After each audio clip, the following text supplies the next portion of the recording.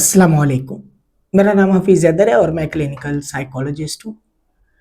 آج کی ویڈیو بڑی سمپل سی ہے۔ بیسیکلی بہت سارے لوگ نشہ چھوڑنا چاہتے ہیں، پھنسے پڑے ہیں نشہ کر کر کے، جان جو ہے ان کی شکنجے میں ہے، پریشان ہیں، چھوڑنا چاہتے ہیں، حل تلاش کر رہے ہیں، کبھی ادھر جاتے ہیں کبھی ادھر جاتے ہیں، کبھی کچھ کرتے ہیں تو کبھی کچھ کرتے ہیں، سادہ الفاظ میں جان نہیں چھوڑ پاتی۔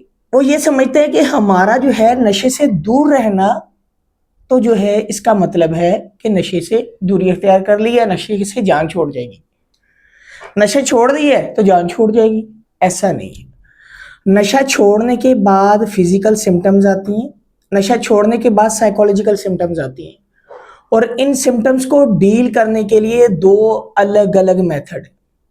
پہلا میتھڈ ہے ادویات، دوسرا میتھڈ ہے کاؤنسلنگ۔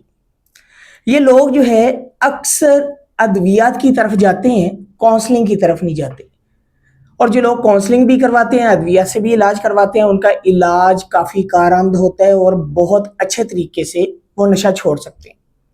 اور جو لوگ صرف اور صرف جو ہے ادویات کھاتے ہیں، بس اسی کشمکش میں رہتے ہیں کہ آج چھوڑ دیں گے، کل چھوڑ دیں گے، پرسوں چھوڑ دیں گے، بس نشہ چھوڑ دیں گے، لیکن نشہ نہیں چھوڑتا۔ تو نشہ چھوڑنے کے لیے کاؤنسلنگ ضروری ہے۔